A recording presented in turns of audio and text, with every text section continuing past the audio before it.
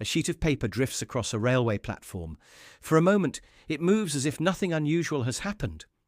The morning air carries it gently between shoes, beneath benches, past men adjusting their jackets before work. Then the world changes, not gradually, not politically, not philosophically, physically. A white flash tears through the city. And before the people standing beneath it can even understand what they are seeing, an entire reality disappears. Buildings become outlines. Shadows become permanent. Human beings become statistics. At least, that is how history usually tells the story. But history has a habit of compressing suffering into numbers. One bomb, one city, hundreds of thousands of lives. The scale is so large that the individual vanishes. And yet, hidden inside one of the most destructive events ever created by human beings, there was a single man. A man who witnessed the end of one city, then travelled home, and witnessed the end of another. Most people assume surviving Hiroshima was nearly impossible. They are correct. Most people assume surviving Hiroshima and Nagasaki was impossible. That is where the story becomes strange, because one man did. His name was Tsutomu Yamaguchi, and his existence forces an uncomfortable question. What does survival actually mean? Because surviving a catastrophe is not always the same thing as escaping it.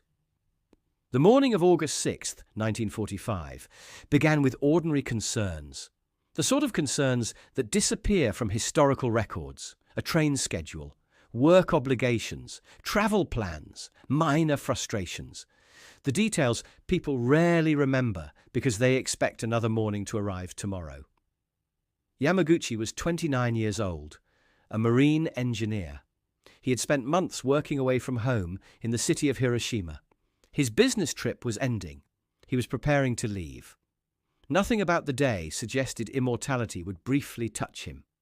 At 8:15 in the morning, an American B-29 bomber crossed the sky above the city. Inside was a weapon unlike anything humanity had ever used before. People often imagine the atomic bomb as a larger version of conventional explosives. A more powerful bomb, a bigger explosion. That is not what it was. The atomic bomb represented a different category of violence. Previous weapons destroyed through chemistry. This one destroyed through the architecture of matter itself. Human beings had discovered how to reach inside the atom, and then immediately transformed that discovery into a battlefield. For thousands of years, civilizations had searched for greater power, stronger armies, faster ships, deadlier weapons. Now, for the first time, power was being extracted from the same forces that fuel stars. The implications were so large that even the scientists who built the bomb struggled to comprehend what they had unleashed. And on that morning, the people of Hiroshima knew none of it. They were eating breakfast, walking to work, opening shop doors, looking at clocks, living inside the final moments of a world they did not realize was ending. Then came the flash. Survivors described it differently. Some compared it to lightning, others to magnesium fire. Some struggled to find language at all. The difficulty was revealing. Human beings describe reality through experience, but Hiroshima had no previous experience. There was no mental category for what was happening. The brain searched desperately for comparisons and found none. Yamaguchi later recalled seeing the sky erupt with light.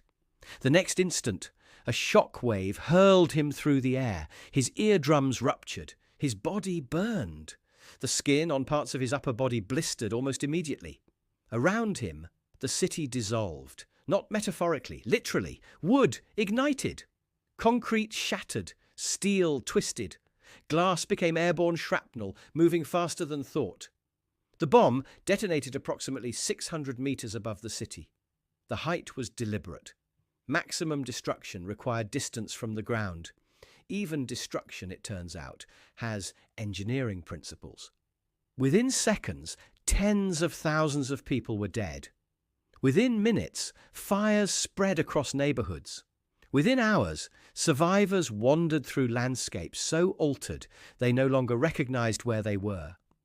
Researchers studying catastrophic events often encounter an unusual phenomenon. The mind does not always react with panic. Sometimes it reacts with confusion. Reality becomes so different from expectation that the brain struggles to process incoming information. People walk calmly through impossible scenes, not because they are fearless, because comprehension lags behind experience. Hiroshima became a city filled with people trying to understand what had happened to the laws of existence.